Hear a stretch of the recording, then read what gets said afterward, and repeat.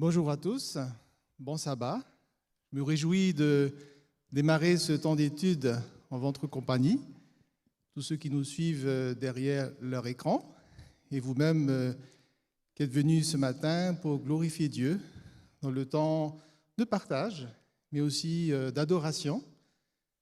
Je me réjouis de partager ce moment avec Evelyne, avec David sur ma droite et sur ma gauche, Franck, qui est bien connu, qui anime régulièrement aussi ces moments d'étude de la parole. Je me réjouis aussi, en tant que responsable de ce campus, directeur financier, pour dire un mot de remerciement à toute l'équipe technique, leur engagement hebdomadaire, bénévole, et aussi de pouvoir compter sur le soutien financier, je pense qu'il en faut aussi, pour la partie technique, car depuis maintenant 1 an, c'est vrai que nous sommes en train de vivre un triste anniversaire du premier confinement lié à cette pandémie. Et nous sommes déjà à la 3e période compliquée. Le pays vit actuellement une 3e vague et voilà, j'ai aussi une pensée pour les régions d'Île-de-France et de Hauts-de-France qui vivent une période difficile pour cette pandémie.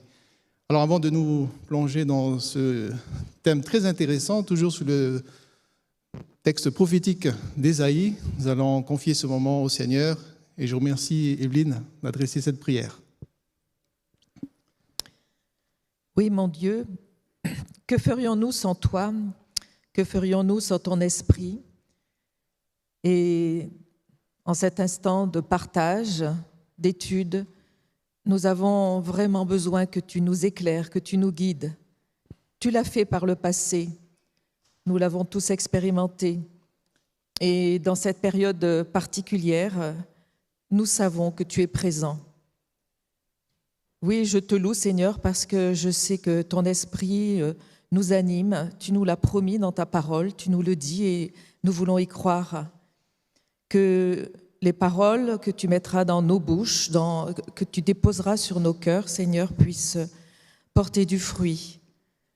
Et merci, Seigneur, pour ce privilège que nous avons encore aujourd'hui d'ouvrir ta parole et d'y puiser une espérance, d'y puiser une nourriture.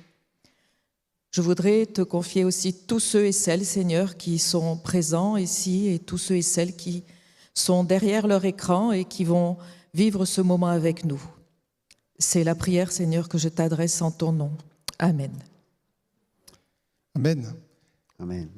Je rappelle que tous les internautes peuvent interagir avec nous sur ce plateau, dans ce lieu de culte, en nous envoyant leurs questions ou leurs remarques. Alors c'est vrai que c'est l'avant-dernière étude. Le temps passe vite dans les paroles du prophète Ésaïe. Mais j'ai envie de dire que c'était, je pense, une réelle inspiration d'avoir confié ce message en cette période troublée. Je pense que le monde est malade et surtout a soif de consolation, a besoin d'amour. Et quoi de mieux que laisser Dieu nous parler au travers d'Ésaïe. D'ailleurs, au chapitre 46, ça avait été déjà vu dans de précédentes études, eh bien, c'est un Dieu qui annonce dès le commencement ce qui vient par la suite, et dès le temps jadis, ce qui n'est pas encore. Je crois qu'on était loin d'imaginer ce que le monde allait vivre. Et maintenant, que nous reste-t-il? Qu'est-ce qui est venu? Qu'est-ce qui vient? Comment est-ce que le désir de toutes les nations peuvent se conjuguer au désir de Dieu? Bon, c'est vrai qu'il y a eu dans le texte d'Ésaïe, la venue d'Emmanuel, Ésaïe qui dessine une merveilleuse image de Dieu, et on va le voir ce matin, si vous le voulez bien, un Dieu parmi nous, un Dieu présent qui nous aime. Et là, j'aimerais tout de suite qu'on puisse partager ensemble eh bien, l'image d'un Dieu, d'ailleurs c'est le nom d'Ésaïe, Éternel sauve. Comment est-ce que les projets de Dieu se sont réalisés pour son peuple? Et comment est-ce qu'aujourd'hui, nous pouvons dire, voilà, j'ai compris ce que Dieu désire pour moi, pour mon Église, pour mon pays, pour ma nation, ou toutes les nations de la terre. Donc, comment comprendre ce désir de Dieu. Alors David. J'aimerais rebondir, Jarvis, sur quelque chose que tu as dit qui a retenu mon attention. Et considérons la société dans laquelle nous vivons qui n'avait pas connu une crise d'une telle ampleur, je pense, depuis la Deuxième Guerre mondiale. Je parle des confinements que nous avons eus. Il y a très longtemps que notre région du monde n'avait pas connu une période de perte de liberté aussi intense et aussi importante.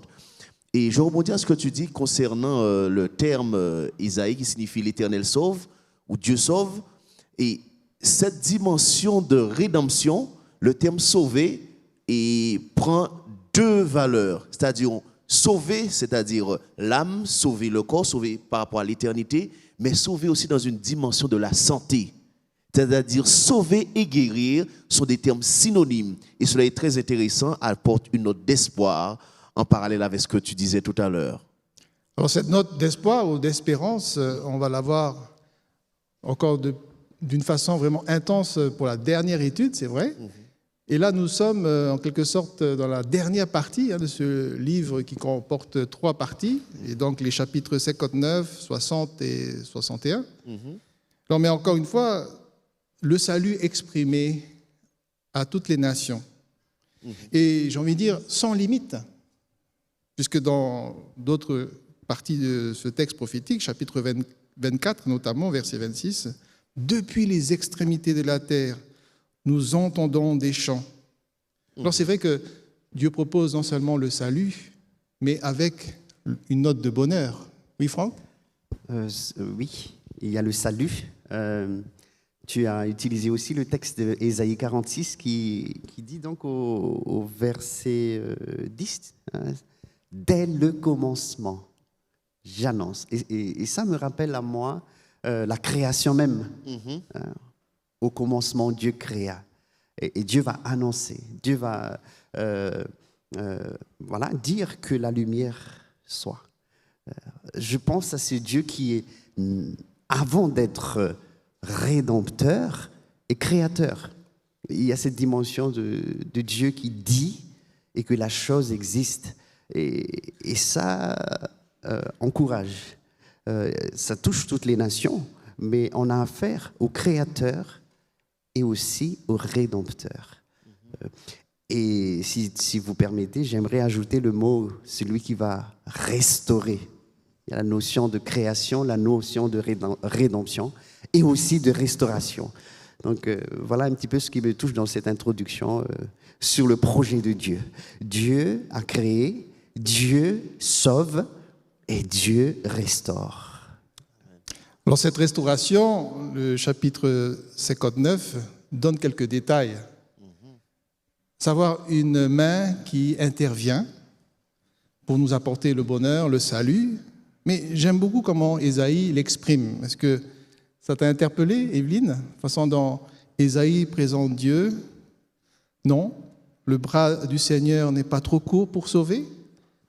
Son oreille n'est pas trop dure pour entendre. Verset 1. Verset 2 aussi, « Ce sont vos fautes qui vous séparent de votre Dieu, ce sont vos péchés qui le détournent de vous, qui l'empêchent de vous entendre. » Comment voyez-vous ce langage de Dieu vis-à-vis de l'homme?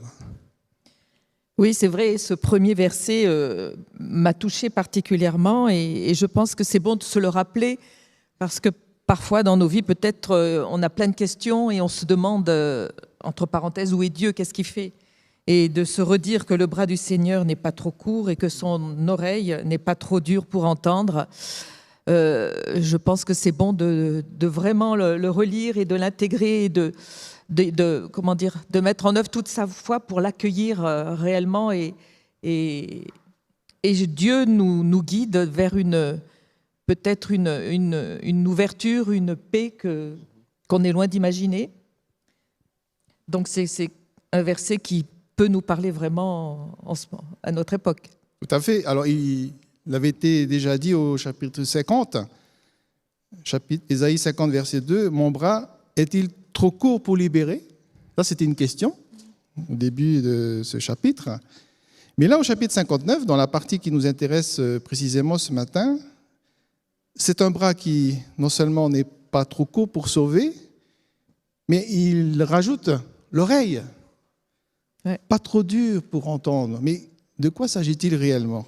Qu'est-ce que l'homme a besoin d'exprimer aujourd'hui, ou qu'est-ce que l'homme a besoin que Dieu puisse venir peut-être toucher, peut-être atteindre? Ce serait intéressant de partager aussi avec nos internautes ce matin et ceux qui sont dans l'Assemblée. Oui, c'est vrai. Excuse, David. C'est vrai que l'oreille, c'est un petit organe. Hein. Il n'est pas très voyant, et puis il est souvent caché peut-être par les cheveux. Enfin, il est derrière. Ça semble quelque chose de pas important, mais en fait, je pense que l'oreille, c'est primordial. Lorsque vous vous sentez réellement écouté, entendu, accueilli, nous, en tant qu'êtres humains, ou n'importe qui, ou même un enfant, lorsqu'il se sent réellement accueilli et entendu, c'est un véritable cadeau. Et le Seigneur, lui aussi, il ouvre son oreille. Et je pense que c'est pas anodin que c'est précisé dans ce verset. J'aimerais peut-être rebondir aussi sur ces éléments. Et, si je dois utiliser un nom savant, on dirait que c'est un anthropomorphisme. C'est-à-dire qu'on va donner à Dieu des attributs humains. Mais comment peut-on comprendre qu'un Dieu transcendant, qui règne dans l'absolu, peut, pour être imagé, illustré, le prophète va utiliser des éléments représentant des organes humains. Alors, rappelons-nous que l'un des principes d'écriture, c'est le symbolisme, ce sont les métaphores. Mais l'intérêt qu'il y a dans ce texte, c'est de savoir que pourquoi est-ce que l'auteur utilise ces éléments et qu'est-ce qu'il y a en aval. C'est le souci qu'il y a après. C'est-à-dire, il y a les yeux, il y a les oreilles, un peu des éléments humains, mais où est le problème? On pourrait dire que le problème débute déjà dans Genèse 2, entre Genèse 2 et Genèse 3, avec le péché qu'on appelle péché originel. Mais cela a un impact qui sera dans le temps et que l'on verra avec les enfants d'Israël, avec nous aussi, avec moi aussi. C'est-à-dire, c'est moi qui vais causer cette barrière, qui vais creuser ce fossé ou qui vais ériger cette barrière, ne permettant pas que Dieu puisse intervenir. Il le voudrait bien, c'est son vœu le plus cher, mais il y a un souci. Et quel est ce souci? Est-ce que je peux, avant de parler du souci, oui, ça me touche ce matin lorsque tu nous rappelles ces points-là, l'écoute, les oreilles, son bras, la proximité de Dieu. Et le prophète rappelle ici qui est Dieu. Lorsque Dieu se présente, par exemple, dans Exode 34, verset 6, il dit « L'Éternel, l'Éternel, compatissant, miséricordieux, lent à la colère, ce Dieu d'amour, ce Dieu rempli de compassion, qui aime la justice, qui ne traite pas le coupable comme innocent. Nous avons affaire à ce Dieu-là. Et le prophète confirme ici que, sans parler d'anthropomorphisme, cette proximité. Si aujourd'hui je souffre, j'ai des problèmes, je ne sais pas qu'est-ce qu'il faut faire, Dieu est là. Le bras de l'Éternel n'est pas court. Si j'ai besoin d'être entendu, comme tu as dit, Evelyne, c'est tout à fait important aujourd'hui parce que dans notre événement, allons dire, le smartphone est en train vraiment de prendre notre attention. Et j'ai parlé avec quelqu'un hier, très souvent quand on parle, on est toujours en tendance à, oui, mon smartphone, mais d'avoir vraiment une écoute attentive, une écoute, et je me dis, oui, aujourd'hui, on a besoin d'oreilles qui entendent ce que moi j'ai envie de dire et qui perçoit ce que je ressens, attentif, l'attention que je porte vis-à-vis de celui qui parle avec moi. Oui. En psychologie, on dit qu'il y a l'écoute active. J'ai l'impression qu'Ésaïe nous fait un peu de psychologie spirituelle ce matin, si j'ose dire. Car il montre Dieu non seulement un être capable, mais surtout qui reprend, qui intercède. Alors le bras qui est extensible, l'oreille qui entend à plusieurs kilomètres, me montre un Dieu finalement qui est en mesure non seulement de comprendre ce que je vis, mais de reformuler à sa façon mon expérience, mes épreuves. Et c'est ce que je lis ici au chapitre 59. Il est effectivement mention ici de différentes épreuves et ce n'est pas que du symbolisme. Il y a bien sûr la notion de péché, mais avec des insectes. Au verset 5, on parle même de l'araignée, voilà, le cobra, des exemples un petit peu peut-être liés à la vie du peuple d'Israël dans le désert. Ils ont traversé des temps d'épreuve. Maintenant, revenons à nous aujourd'hui, en 2021. J'entends souvent, et Franck, tu faisais allusion aussi à des réflexes, souvent on dit Dieu, il ne m'entend pas, ou je ne le vois pas agir dans ma vie. Comment à ce moment-là, au regard de ce texte d'Ésaïe qui montre toute la puissance de Dieu, comment expliquer justement cette dimension tout à fait étonnante de ce Dieu? Oui, justement, je pense que peut-être avons-nous besoin de vivre un certain lâcher-prise de certaines parties de nos vies, et Dieu ne se manifestera justement que lorsqu'on aura vraiment tout lâché, et de lui permettre d'intégrer notre quotidien, d'avoir la capacité et la foi de le laisser vraiment ressurgir dans nos vies quotidiennement, concrètement. Cela demande un lâcher-prise, c'est-à-dire vraiment une prise de conscience de dire Seigneur, ce problème-là, cette situation-là, je te l'abandonne et je veux vraiment te faire confiance. Ouais.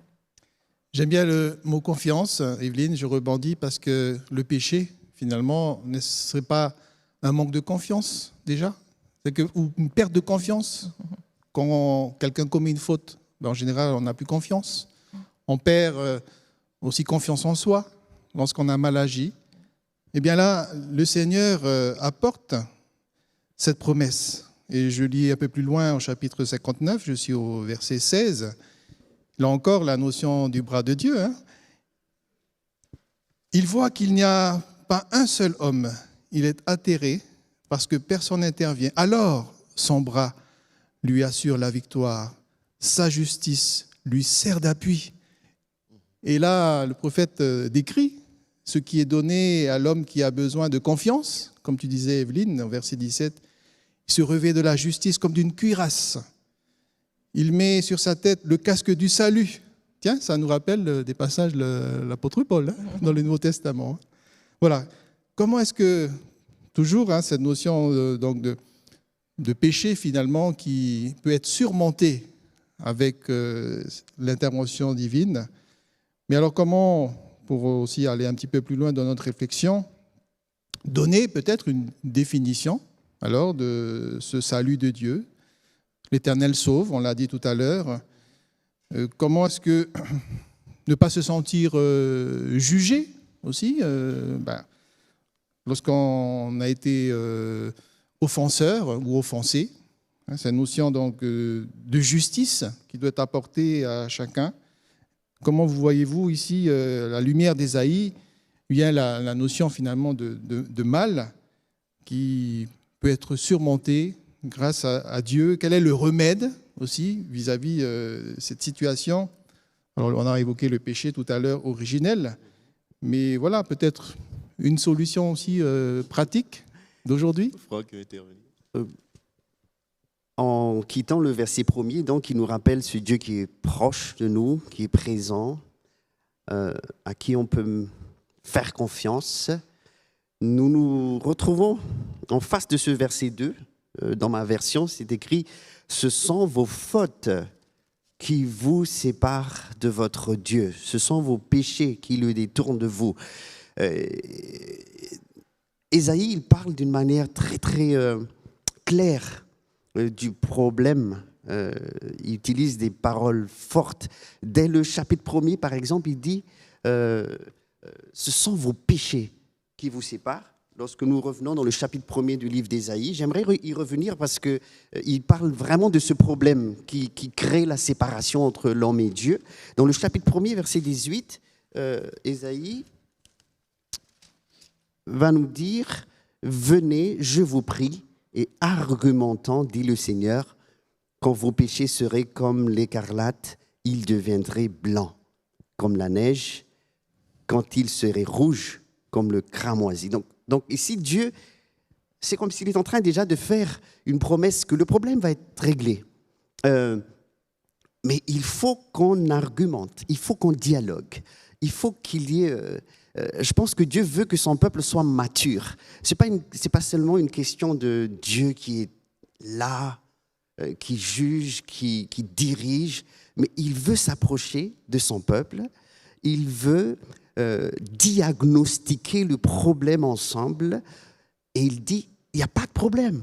Lorsque nous allons même dans le chapitre 55, le Seigneur va dire, il est pardonneur, il ne cesse pas de pardonner, venez, que les méchants abandonnent leur voie, chapitre 55, qu'ils reviennent à l'Éternel, qui pardonne abondamment, qui ne cesse pas de pardonner.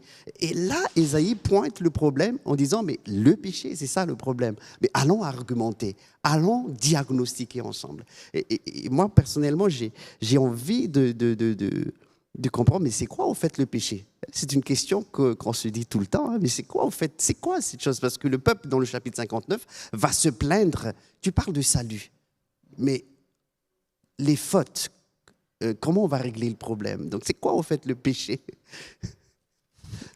Alors, le péché, je ne sais pas si je pourrais répondre de façon efficiente et efficace à ta question, mais en tout cas, nous connaissons ses conséquences.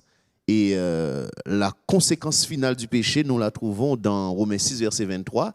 Et nous passons de l'Ancien Testament au Nouveau Testament, où il nous est dit, le salaire du péché, c'est la mort. C'est la première partie du verset. Donc, nous pouvons comprendre qu'il y a une question de rupture. Et cette rupture nous ramène à cette idée dont tu parlais, Evelyne, de confiance.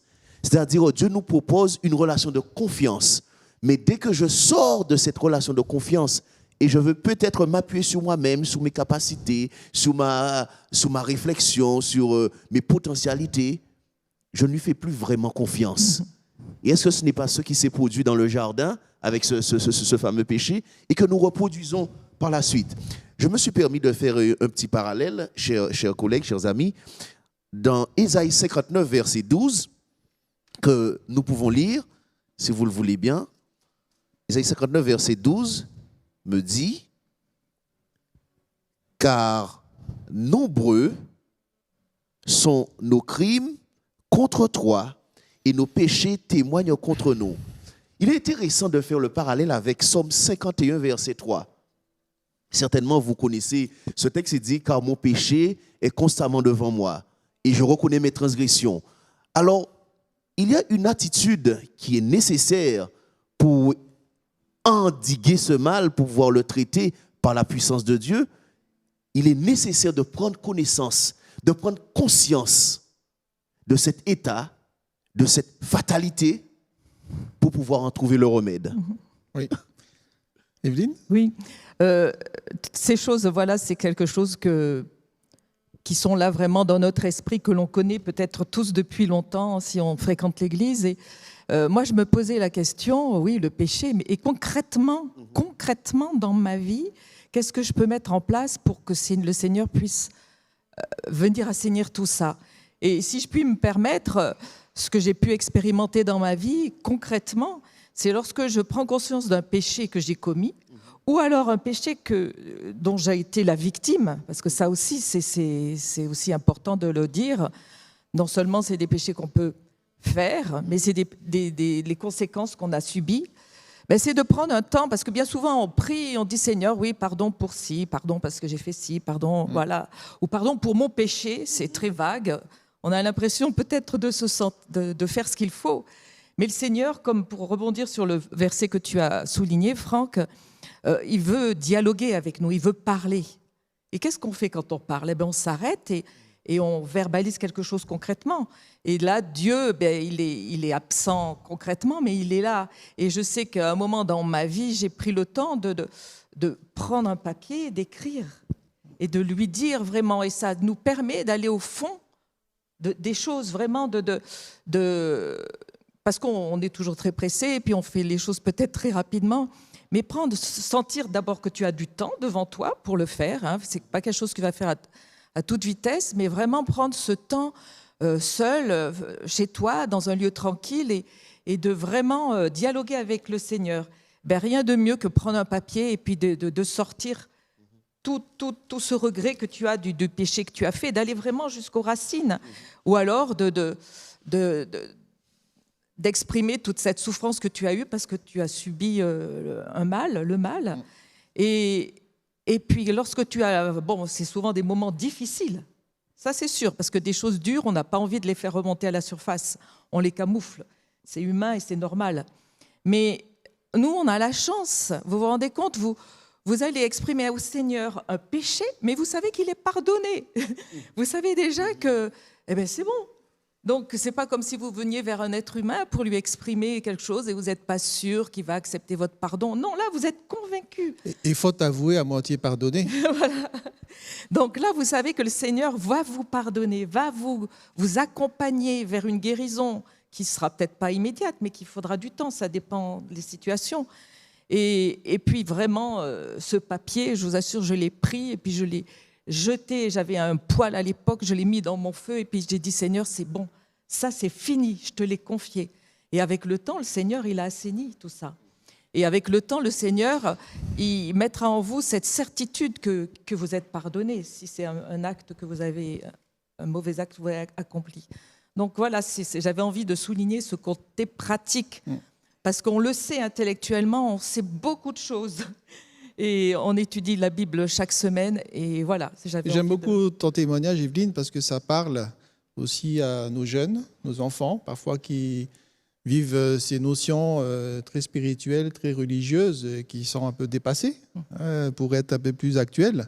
Et je crois que c'est aussi le propos d'Ésaïe, de rendre ce message non seulement audible, atteignable, en présentant un Dieu qui touche, mais il y a des synonymes ou des expressions qui définissent tout cela. On l'avait vu tout à l'heure, mais comme vous savez, il nous reste le chapitre 60 et 61 aussi à aborder, mais rapidement, au verset 3, parce que j'ai vu sur la version qui a été projetée, il y avait le mot faute, mais crime aussi, selon les versions. Oui. Et là, il est dit encore au même verset 3, les lèvres profèrent le mensonge, vos langues murmurent l'injustice. Et j'ai noté pour vous trois que finalement, c'est la notion de dialogue qui peut aider à surmonter ces fautes, et donc même la notion de crime. Et j'ai envie de dire que l'actualité fait écho. Une des plus grandes maladies aujourd'hui, c'est le mal à dire.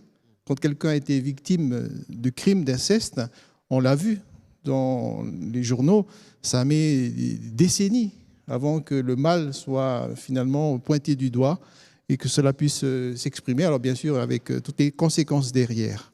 Alors j'aimerais qu'on puisse continuer maintenant au chapitre 60, si vous voulez bien, puisque au-delà de ces épreuves, de ces expériences vécues du peuple d'Israël, bien sûr, et aussi pour nous, eh bien, c'est finalement l'incarnation du Messie qui va être déterminante pour la suite, puisque au chapitre 61, c'est ensuite la belle image d'espérance de ce Dieu qui va porter la restauration. Mais là, il est question d'une lumière qui brille. Verset 1er, « Lève-toi, brille, ta lumière arrive, la gloire du Seigneur se lève sur toi.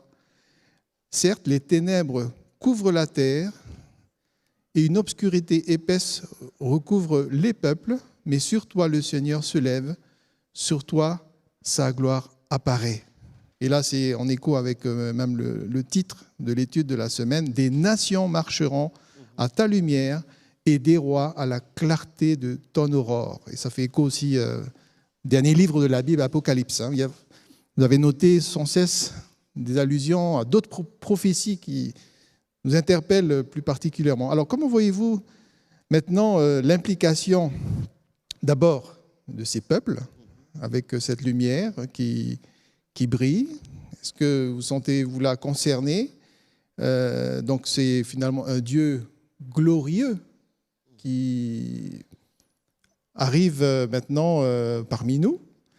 Est-ce que cette gloire, puisque certains l'ont attendu peut-être concrètement à Jérusalem, comme vous l'avez vu aussi, le peuple juif croyait réellement à un Messie qui allait venir libérer le peuple physiquement en Israël.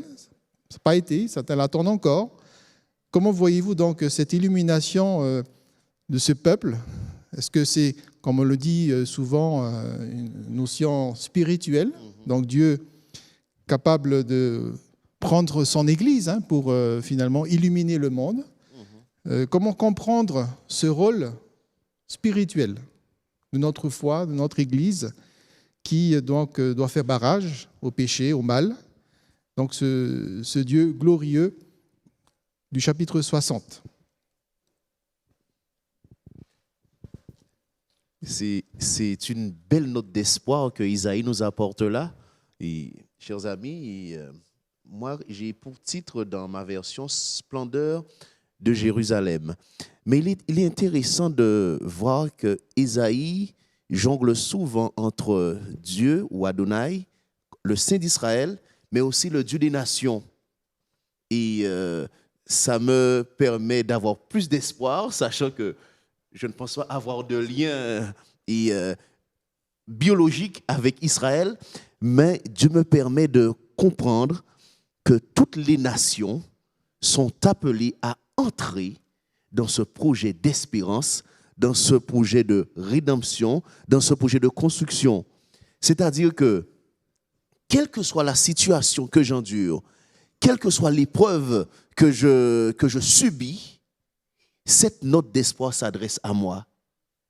Que je sois un homme, que je sois une femme, que je sois dans la condition la plus difficile, mais il y a de quoi espérer. Il y a des éléments qui sont très pertinents. Par exemple, nous voyons au verset 1er la notion de lumière. Ensuite, il y a cette notion de gloire. Et marcher à la lumière, et les rois à ta clarté naissante. Donc, cela m'invite à entrer dans un projet de salut, dans un projet de reconstruction, comme je le disais tout à l'heure. Et cela, il s'adresse à tout un chacun. Oui, j'adhère de tout cœur avec ce que David vient de nous dire là. C'est vraiment on a parlé de Dieu créateur, rédempteur, mais aussi qui va restaurer. Et donc l'annonce de tous les peuples ici, c'est vraiment la restauration de la cité de Dieu pour tous les peuples. C'est quelque chose d'éternel. C'est la joie de plusieurs générations au lieu de là où il y a la violence, etc. Ça va être vraiment la joie. Et lorsqu'on lit tout le livre d'Ésaïe, on se rend compte que l'idée ici, c'est que Dieu va restaurer toutes choses. Et Dieu sera la lumière éternelle. Dieu sera la lumière éternelle des gens qui sont donc appelés justes dans sa cité, qu'il va justifier lui-même. Et lorsqu'il parle de ténèbres ici au verset 2, certes les ténèbres couvrent la terre. Vraiment, les ténèbres, l'obscurité, c'est le symbole de l'absence de Dieu. Et donc la lumière est le symbole de la présence de Dieu. Et voilà, il y a un verbe au début, lève-toi. Lève-toi, que ta lumière... Justement, cette présence de Dieu, je l'ai évoqué, est incarnée par le peuple, au temps d'Israël. Ensuite, on peut transférer à nous en tant qu'Église, mais il y a quand même le personnage central. Alors, je reviens rapidement au chapitre 50, mais qui introduit le chapitre 60. 59, verset 20, « Un Rédempteur vient pour Sion ». Donc, c'est le Rédempteur, celui qui incarne ce salut, qui permet à Jérusalem, à ce peuple, d'être élevé. Et c'est une bonne nouvelle. D'ailleurs, on dit souvent que Ésaïe, c'est l'évangile de l'Ancien Testament. Au verset 6, maintenant, je reviens au chapitre 60, verset 6 à la dernière partie, « Ils annonceront comme une bonne nouvelle les louanges du Seigneur ». Quelle est cette bonne nouvelle? De là, donc, de cette lumière, ce bonheur qui est donné au peuple de Dieu. Et je l'avais évoqué en début de ce temps de partage, il y a ce qui se réalise, ce qui vient et ce qui n'est pas encore. Comment justement vivre cette double vision d'Ésaïe entre quelque chose que nous pouvons vivre aujourd'hui et autre chose qui n'est pas encore là. Et souvent, ça, c'est la grande difficulté en tant que chrétien, en tant que croyant pratiquant, de communiquer finalement cette nouvelle qui est bonne pour nous aujourd'hui, mais parfois qui est triste parce qu'on ne la voit pas forcément se réaliser, on ne voit pas la finalité. Mais je pense que le meilleur témoignage qu'on puisse rendre, c'est pas nos paroles, c'est ce que l'on vit. Et si on arrive, enfin, si on se nourrit réellement des paroles du Seigneur et qu'elles puissent s'imprégner tellement en nous que ça se voit, je pense que c'est le meilleur des témoignages. Et c'est vrai que la lumière, le Seigneur peut nous utiliser pour que ceux qui nous entourent puissent voir peut-être des jets de lumière au travers de notre cheminement, au travers de nos vies. Et c'est plus parlant que n'importe quelle parole. Parce que c'est vrai que tout ce que l'on lit, là, c'est extraordinaire, parce que nous avons la foi, tous les jours on épuise, mais comment atteindre celui qui ne connaît pas, celui qui ne sait pas, et puis ce sont des termes peut-être un peu difficiles pour eux, et voilà, le mieux, c'est ce que tu vis toi, et en fin de compte, ça remet les choses à leur place. Je rejoins ce que Evelyne nous dit là. Moi, ça m'interpelle d'entendre ça. Lève-toi, brille, la gloire du Seigneur se lève sur toi. La notion de gloire de Dieu, c'est sa majesté, voilà, ça nous incite à nous prosterner, mais aussi son caractère, c'est ça sa gloire. Quand il s'est révélé à Moïse, il est venu aussi prononcer son nom, comme nous avons dit au tout début. Donc, le poids de la présence de Dieu, le poids de la présence de Dieu dans la vie de son peuple. Et là, je me pose la question, Seigneur, est-ce que moi-même, je ressens le poids de ta présence dans ma vie? Mais toi, tu me rassures à travers la profondeur, l'aspect sophistiqué des paroles que Ésaïe utilise en disant « Lève-toi, lève-toi, la gloire de Dieu se lève sur toi » et ça va dissiper cette obscurité, cette absence de Dieu-là, et amener cette lumière de la présence de Dieu là autour de toi. Oui, je pense qu'on est un peu timide peut-être, ou alors c'est propre à l'humain, on vit qu'à moitié avec le Seigneur, et le Seigneur nous dit quelque chose d'extraordinaire. Lève-toi, la gloire du Seigneur est sur toi. Donc, il faut en être sûr, et je pense que c'est cette assurance aussi dont on a besoin, et c'est lorsqu'on pourra vivre, et qu'on fait, je pense, régulièrement, mais grâce à notre vie, on peut progresser, c'est de vivre tellement proche du Seigneur que l'autre, il va le sentir, il va le voir. Et c'est pas dans l'humilité non plus que le Seigneur, d'être un peu caché, de rester, dans son coin. Non, le Seigneur, il veut être vu au travers de nous. C'est pas de l'orgueil, si c'est le Seigneur qui nous guide dans nos démarches. Et j'ai envie de dire quelque chose d'assez paradoxal, le poids de Dieu nous soulage. C'est pas un poids lourd. Non. C'est un poids qui nous allège finalement. Tout à fait. Ouais. Puisque quand Dieu se présente ici au chapitre 60 comme celui qui reconstruit les murailles, qui rebâtit la ville, et même plus, qui va la décorer, qui va la rendre dans son état originel, alors avec même toute une description au verset 17, avec des matériaux précieux. Et ça, c'est tellement valorisant. Et c'est tout le chapitre 21 d'Apocalypse. Pour ceux qui veulent aller voir plus loin, comment est-ce que cette vision d'Apocalypse de Jean, qui présente aussi cette nouvelle Jérusalem, puisqu'ici il s'agit d'une reconstruction d'une ville pour un peuple qui a été déporté. Rappelons-nous le contexte d'Ésaïe, qui revient en ces terres et qui veut donc non seulement revivre une relation avec Dieu, mais aussi être restauré concrètement dans leur vie quotidienne. Et bien là, Dieu se présente à eux comme celui qui est le Saint d'Israël, de Sion, pour pouvoir rebâtir aussi une identité, pas juste l'aspect matériel, spirituel, mais aussi psychologique. Et ça, on l'avait évoqué tout à l'heure. Oui, Jarvis, j'aimerais peut-être revenir sur cette notion d'identité qui me semble quand même assez pertinente. Et le terme gloire revient à plusieurs reprises, et non seulement sous sa forme initiale, mais aussi et par rapport à ses dérivés. Par exemple, au verset 9, nous avons « À cause du nom d'Adonai, ton Dieu, du Saint d'Israël qui t'a glorifié ».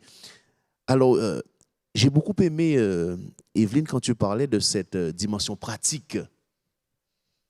Qu'est-ce que ces textes, et notamment ce texte d'Isaïe 60, m'incitent à faire rentrer dans une relation de réconciliation avec Dieu.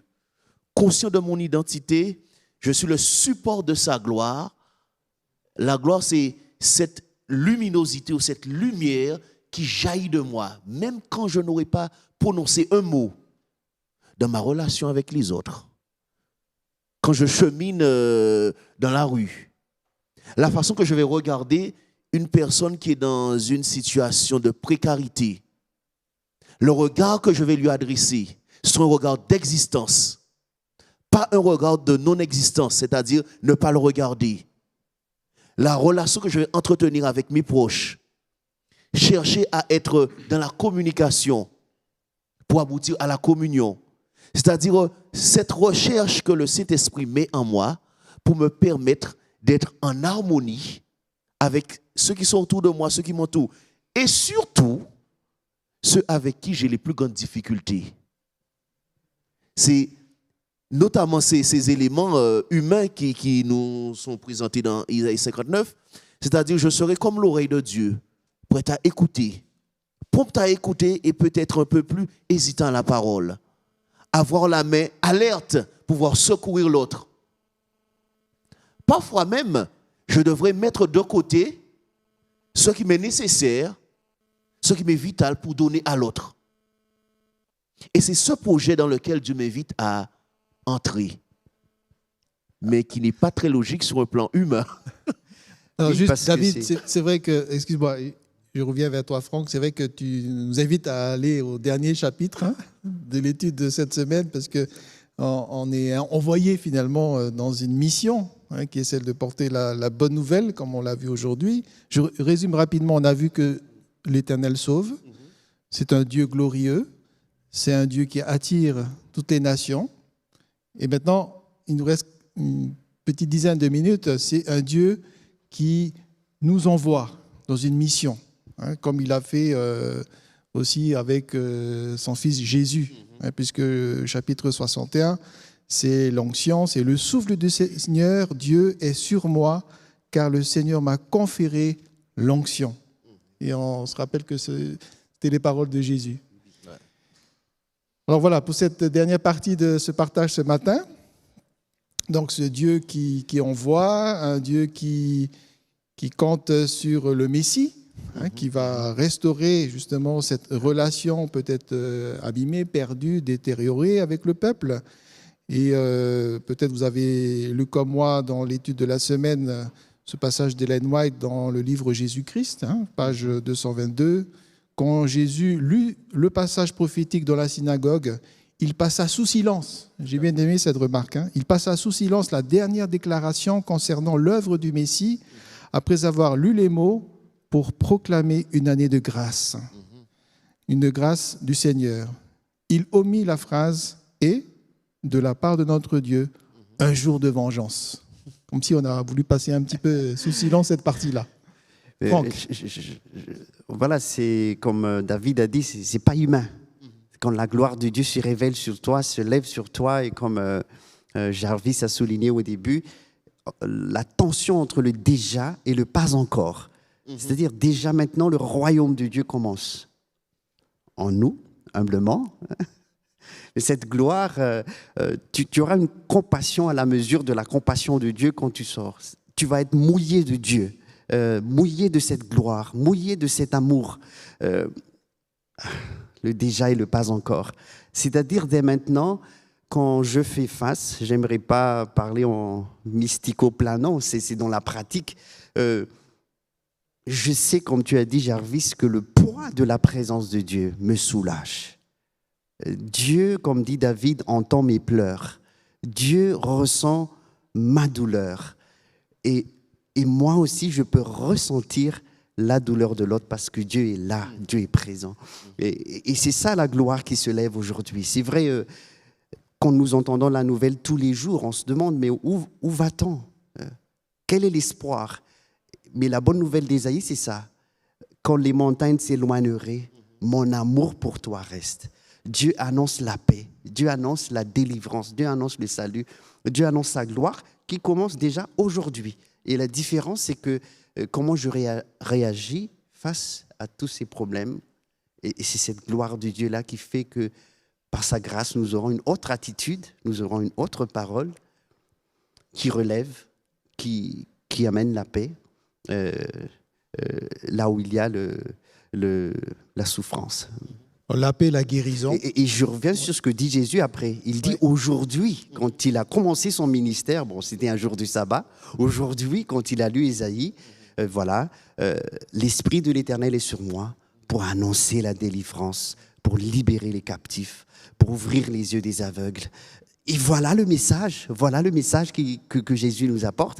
Et c'est bien quand tu soulignes, quand Ellen White donc dit, il a un petit peu occulté cette partie de la vengeance-là parce que l'accent principal, c'est la compassion.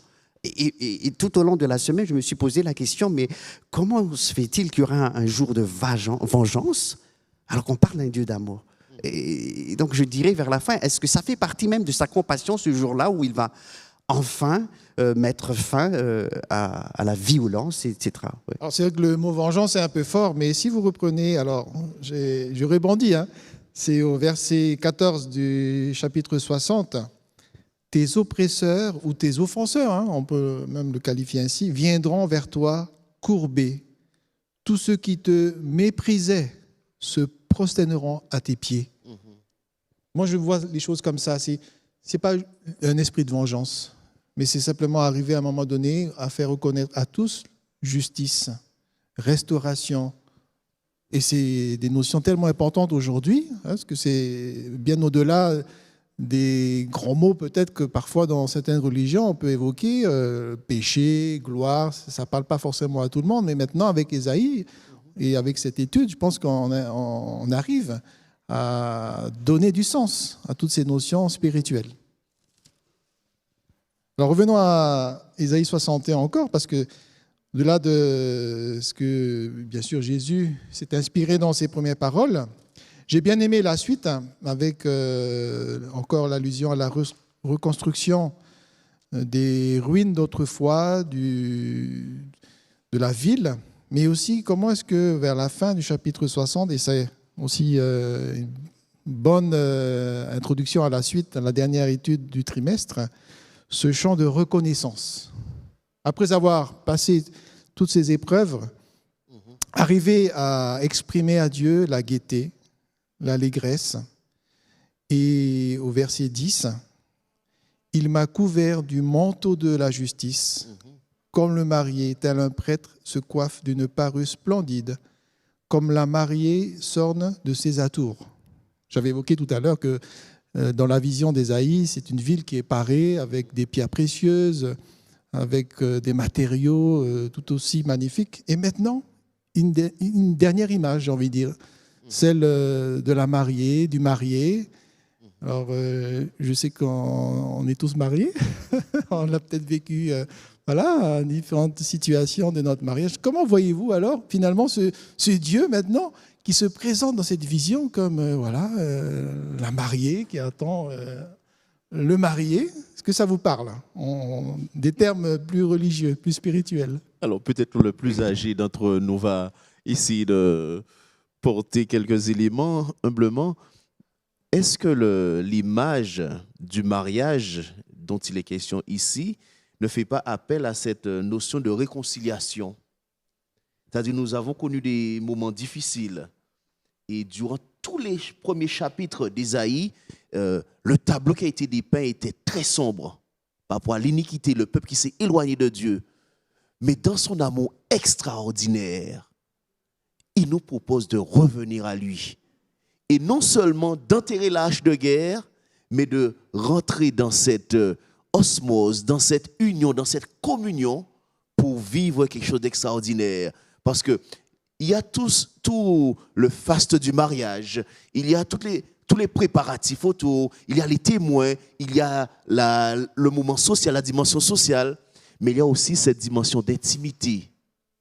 C'est-à-dire quand l'époux et l'épouse se retrouvent, cette dimension d'intimité, cette dimension privée, c'est quelque chose de succulent, c'est quelque chose qui a une saveur extraordinaire. Et je vois Franck sourire, mais ce sont des choses qui nous parlent.